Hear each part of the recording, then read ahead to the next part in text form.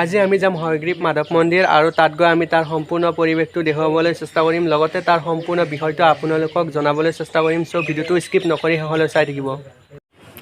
আৰু আমি বৰ্তমান আহি গ'লো হয়গ্ৰীৱ মাধৱ মন্দিৰ আৰু আমি এতিয়া ওপৰলৈ যাম আৰু সো আহক এই ভিডিওটো আৰম্ভ কৰোঁ এতিয়া আমি ওপৰলৈ গৈছোঁ আৰু ইয়াত চিৰি আছে ৯৫খন সেই চিৰিৰে আমি ওপৰলৈ উঠি গৈছোঁ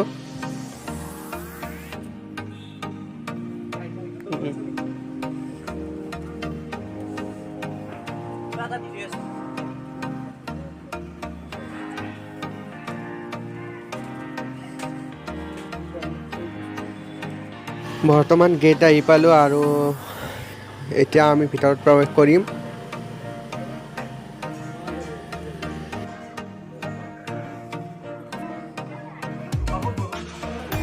টোটেলি আমি ভিতৰত প্ৰৱেশ কৰিলোঁ আৰু এতিয়া ভিডিওটো আৰম্ভ কৰোঁ আহক এয়া ওপৰৰ সুন্দৰ দৃশ্য মাধৱৰ এয়া সুন্দৰ দৃশ্য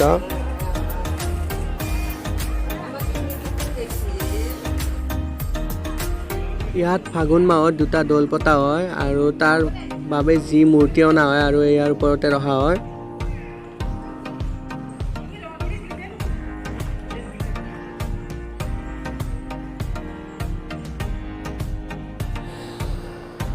এয়া মাধৱৰ হোমঘৰ আৰু ইয়াত সকলো যাত্ৰীয়ে আহি ইয়াত সেৱা লয়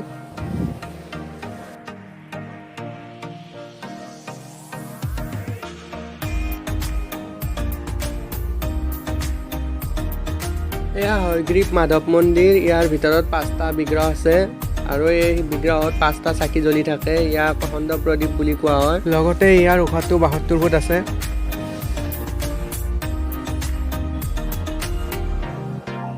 এয়া আপোনালোকে দেখি থকা শিলৰ টুকুৰাবোৰৰ কোনো ধৰণৰ মাত্ৰা নাই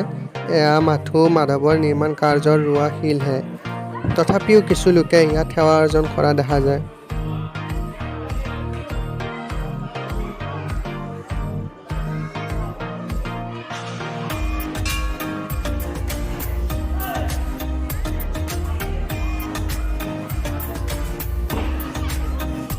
ইয়াত দুপৰবেলা অন্ন ভোগ হয় আৰু গধূলি পিঠাৰ ভোগ হয় বৰ্তমান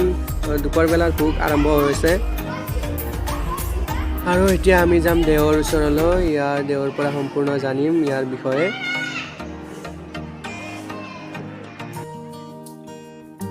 এয়া আমাৰ লগত আছে হয়গ্ৰীৱ মাধৱ মন্দিৰৰ দেৱ আৰু এজন কাৰিকাৰক ইহঁতৰ পৰা আমি হয়গ্ৰীৱ মাধৱ মন্দিৰৰ বিষয়ে বিতংভাৱে জানো আহক আমাৰ এই যিটো এই মন্দিৰটো অলপ ৰহস্যটো হ'ব নেকি এই মন্দিৰটো হ'ল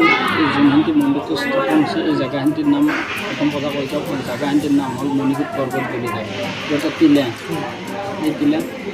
ভগৱান শ্ৰীবিষ্ণু স্থাপন কৰিছিল ভগৱান শ্ৰীকৃষ্ণই স্থাপন কৰিছিল আৰু তাৰ ভিতৰত ইয়াতে এইখিনিতে কয় আৰু মণিকূট পৰ্বত বুলি কয় আৰু ইয়াতে আমি দেখিছোঁ যে ইফালে কি বুলি কয় অলপ এইটো চাগে ইফালে কি বুলি কয় এই হেৰি আছে এনেকৈ মহত্বটো কিবা আছে তাত বেলেগ একো মহত্ব নাই ইয়াতে দৌল পতা যায় ফাগুন মাহত যেতিয়া ফাগ পোৱা হয় তাৰে আগদিনাখনে দৌল হয় দৌলত তাৰে সেই দৌলটোৰ পিছত আমাৰ অসমৰ ভিতৰত এটা দুটা দৌল হয় তাৰে আকৌ ১৫ দিন পিছত ৰাজা দৌল পতা যায় তাতে বেলেগ একো মহত্ব নাই আৰু হয়গ্ৰীৱ মাধৱ মন্দিৰৰ ভিতৰত ৫টা বিগ্ৰহ আছে এই বিগ্ৰহত 5টা চাকি জ্বলি থাকে অখণ্ড প্ৰদীপ বুলি কোৱা হয় মানে এই 5টা চাকি মানে সদায় জ্বলি থাকে নন ষ্টপ কেতিয়াও নুনুমায় ইয়াতে তেল দেই যিসকল যাত্ৰী আহে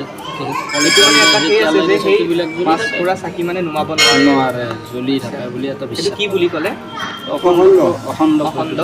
প্ৰদীপ আচ্ছা আচ্ছা আৰু আমি এইটো দেখিছোঁ আমি কিছু মানে নানন্দ মন্দিৰত দেখা পাওঁ সেনেকুৱা ভগৱান বিষ্ণুই জালমালা পিন্ধে কৰি আছে আৰু শুক্ল বস্ত্ৰ ভগৱান বিষ্ণুটো বিষ্ণু মন্দিৰ তাৰপৰা শুক্ল বস্ত্ৰ পৰিধান কৰি আছে দুপৰবেলা ভোগ হয় অন্ন ভোগ আৰু গধূলি পিঠাৰ ভোগ হয় কিন্তু আমাৰ বেলেগ অসমত বেলেগ মন্দিৰত এনেকুৱা ৰাতিৰ দ্বিতীয় ভোগ নহয় আৰু। দ্বিতীয় ভোগ নহয় এই একমাত্ৰ কিন্তু ন? আমাৰ হাজোত এইটো এটা ক'ব লাগিব যে আমি হাজোৰ কাৰণে গৌৰৱ কৰোঁ। গৌৰৱৰ যে দ্বিতীয় ভোগ হয় এই যে হয়গ্ৰীৱ মাধৱতে যে এনেকুৱা যে দুটা ভোগ চলে আৰু চলে আৰু বাকী বাকী অসমত অসমৰ চলা কোনো গম মন্দিৰত পোৱা তেনেকুৱা নাই নাই। বৰ্তমান গম পোৱা নাই এইটো আমাৰ গৌৰৱৰে কথা। এইখিনি আছে আৰু দাদা আৰু দৈনন্দিন হোম হয় এওঁৰ মানে যিটো বিষ্ণু এওঁৰ জাপৰ কলিৰ সন্ধিখনত মানে স্থাপন হোৱা জাপৰ কলিৰ উগ্ৰমণি বুলি ঋষি এজনে বিষ্ণু পূজা কৰি আছিল। পূজা কৰি থকাত অসুৰ বুলি এটা অসুৰ আছিল। অসুৰ এটা অসুৰ এই অসুৰে তেওঁলোকক মানে অত্যাচাৰ কৰিছিল মুনিবিলাকক পূজা কৰি থকাত পূজা কৰাৰ টাইমত আৰু টাইমত অত্যাচাৰ কৰি থকাত এই ঋষিবিলাকে তেতিয়া বিষ্ণুক মানে ধ্যান কৰিলে। ধ্যান কৰাত তেতিয়া কি হয় মানে ধ্যান কৰি থকাত বিষ্ণু মানে আহিল তেওঁ অসুৰ লৈ অসুৰ ৰূপ লৈছিল অটাসুৰৰ ৰূপ লৈ পেলাই আহিলে আহি সেই অসুৰলৈকে যুদ্ধ কৰিলে বিষ্ণু যেতিয়া যুদ্ধ কৰিলে সেই অসুৰ পৰাস্ত হ'ল পৰাস্ত হোৱাত তেতিয়া অসুৰে তেখেতে সুধিলে আপুনি কোন যি মই মহাবিষ্ণু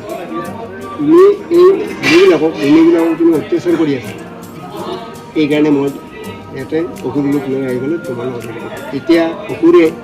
তেওঁক মানে সেৱা কৰিছিল যে মোৰ নামটো আগত দিয়া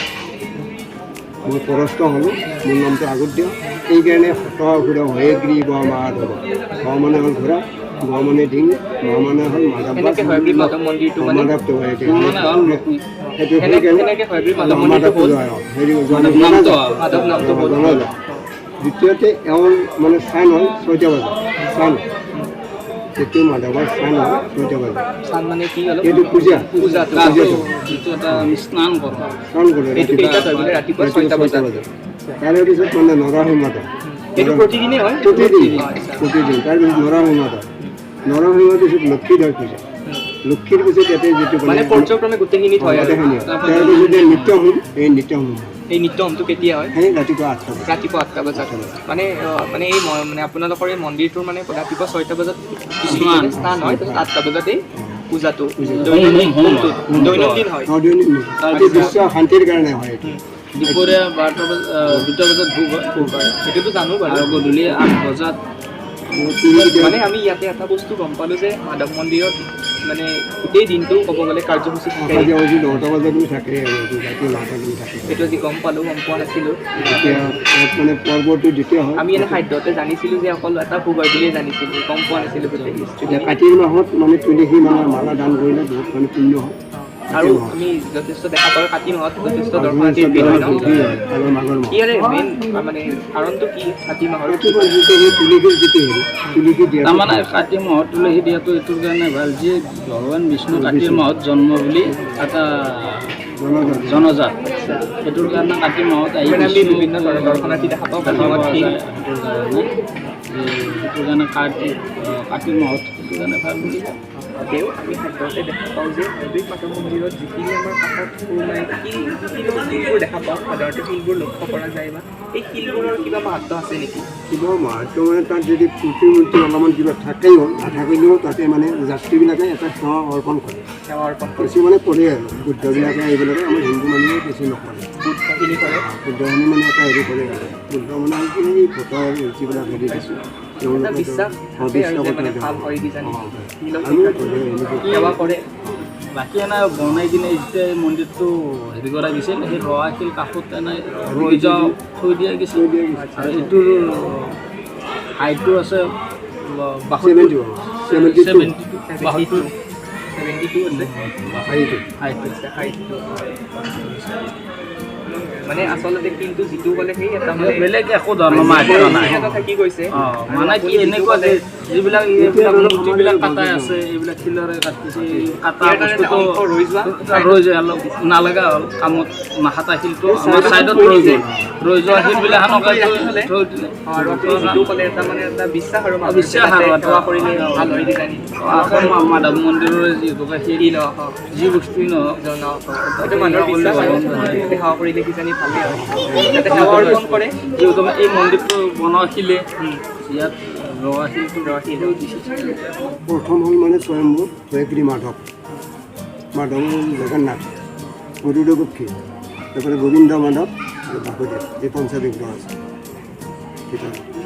আৰু পঞ্চতীৰ্থৰ কথাটো হ'ল যে আমাৰ ইয়াতে হয়গ্ৰীৱমাত ইয়াতে সেইটোতো আমাৰ জানাই যে পঞ্চতীৰ্থ পঞ্চতীৰ্থ মানে মানে এনেকুৱা হয় কিছুমান বহুতে আমাৰ পমক্কা ধৰে পৰমক্কা বহুতে পমক্কা ধৰে কিন্তু পমক্কা নহয় পঞ্চতীৰ্থত পমক্কাৰ কোনো ধৰণৰ কথাই নপৰে কাৰণ বহুতে আমাৰ ভাবে যে এই পমক্কা ধৰি কিনে পঞ্চতীৰ্থ মই খায় জানিব বিচাৰিছোঁ যে ময়ো আৰু গম পোৱা নাছিলোঁ পমক্কাটো মানে নধৰে নধৰে পমক্কা কোনো ধৰণৰ পঞ্চতীৰ্থত এই হয়গ্ৰীৱ মাধৱ গণেশ গণেশ কামেশ্বৰ কেদাৰ কমলেশ্বৰ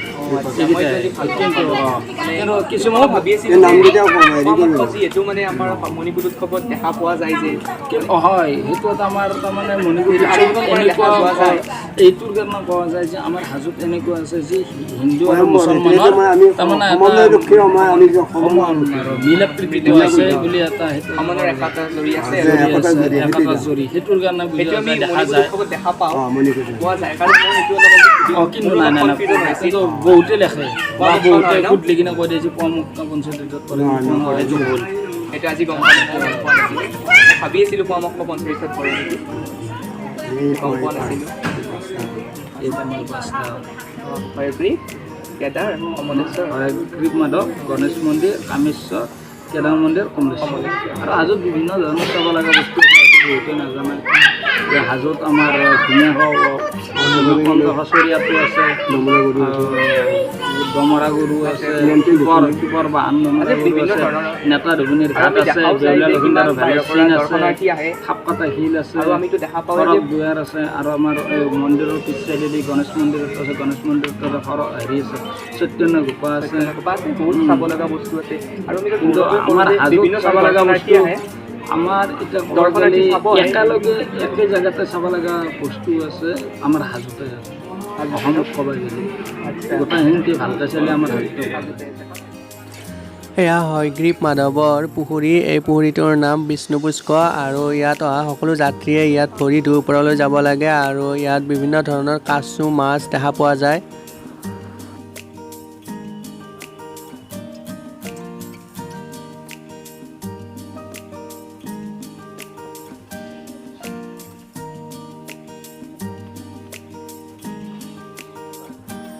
এয়া হয়গ্ৰীৱ মাধৱৰ কাছু ইয়াত অহা যাত্ৰীসকলে পুখুৰীত থকা সকলোখিনি মাছক খাদ্য প্ৰদান কৰে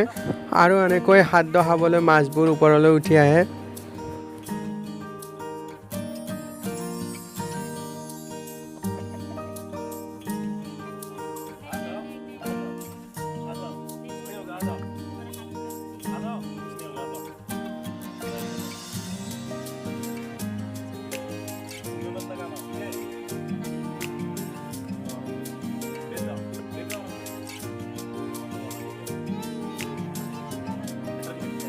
চ' আজি এইখিনিয়ে যদি ভিডিঅ'টো ভাল লাগিল তেন্তে লাইক এণ্ড ছাবস্ক্ৰাইব কৰি দিব